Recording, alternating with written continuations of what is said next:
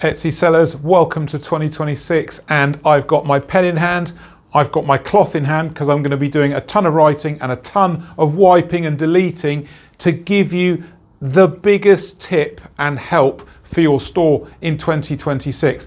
Before you do anything this year in your Etsy store, you need to do this.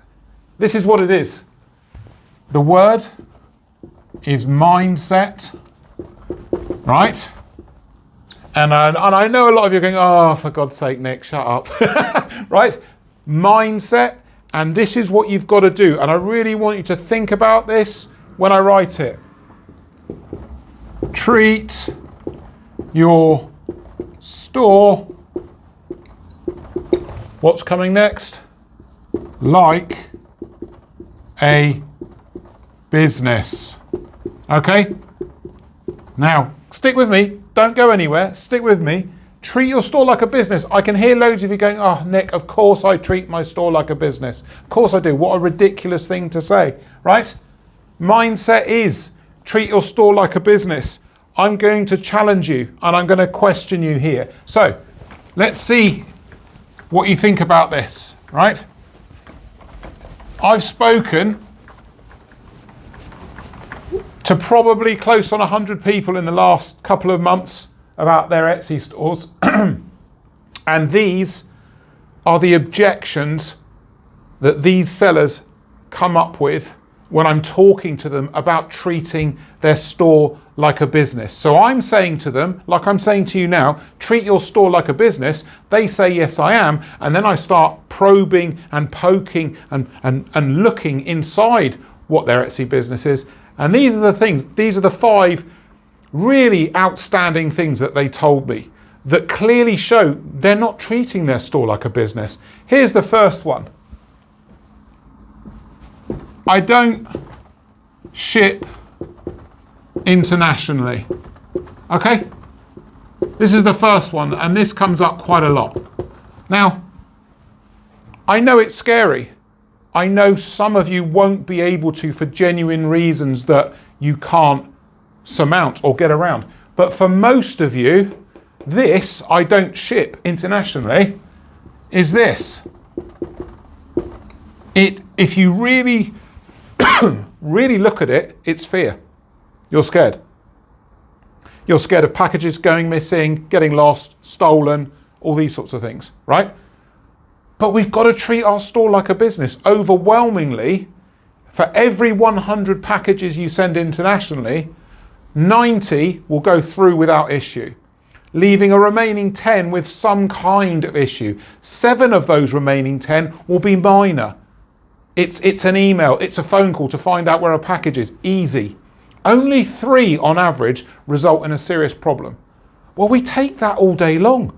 Out of 100 sales, 97 are either perfect, fine, or minor problems. You've got to take that as a business owner. This is the first thing. I don't want to ship internationally, and it's all based on fear. You need to ship internationally. Obviously, if you're a digital seller, this one doesn't apply to you, right? Next, I said I was going to be doing lots of wiping and lots of typing, lots of writing. Here's the second one.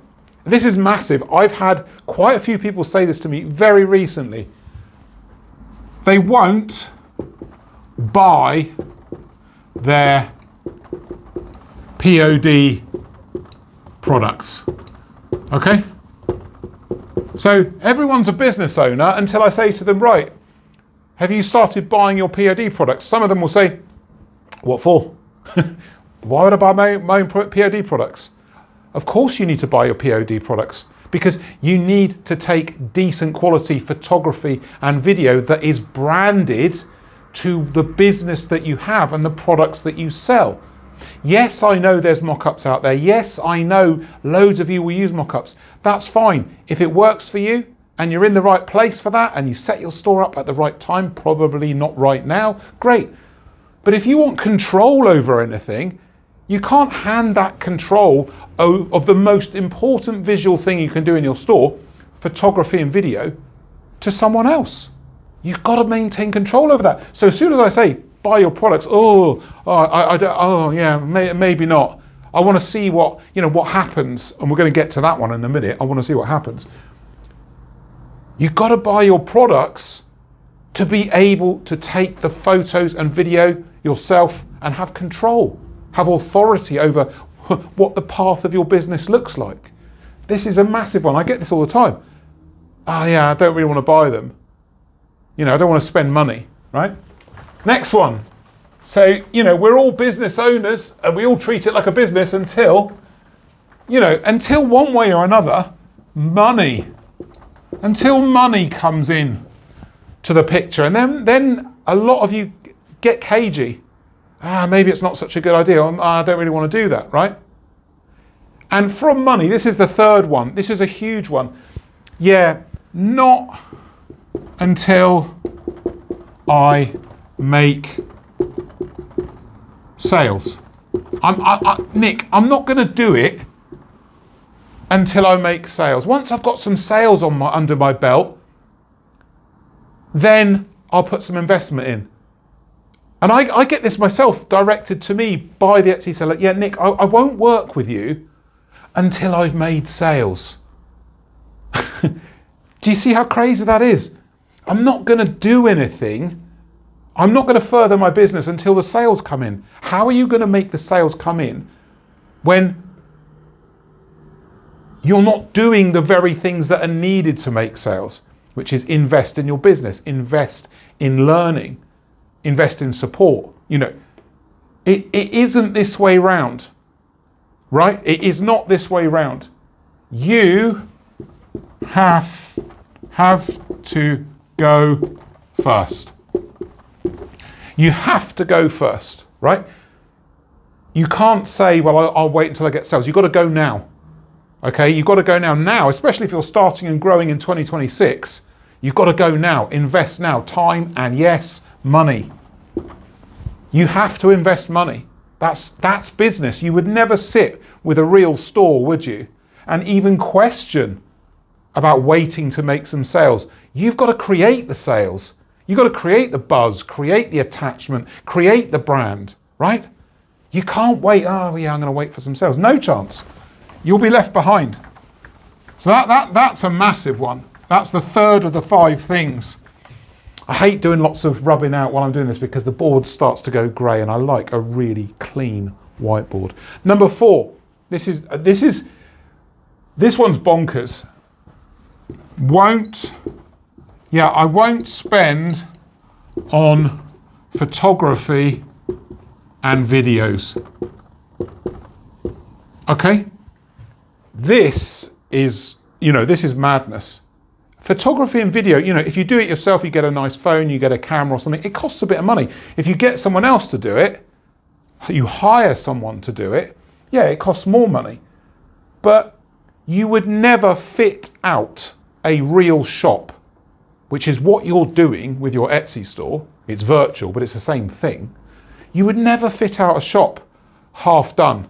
I'll just do it myself. Because this is what lots of you are saying. I'm just going to do it myself, it'll be okay. No, it's not okay.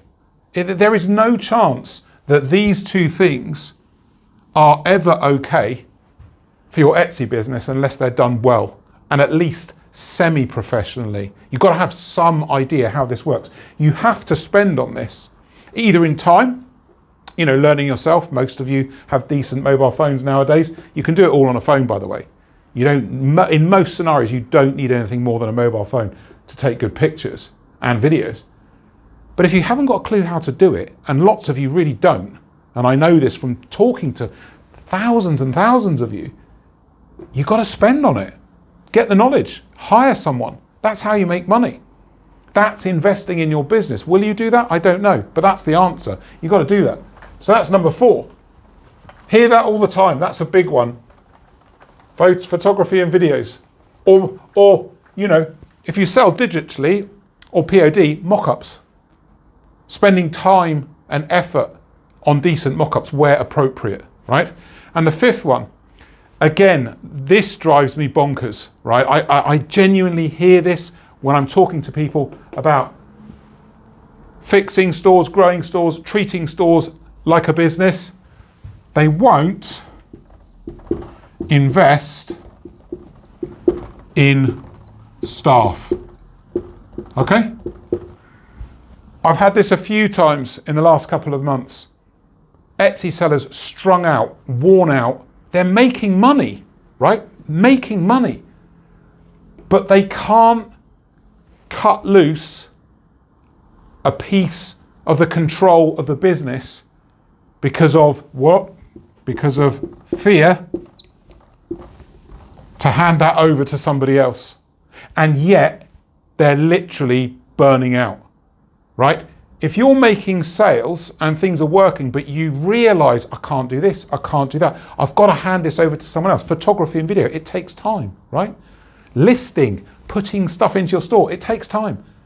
You have to make the decision. You have to come to the realization, I can't do this, and then say, I'm going to hire someone. I'm going to get support, right?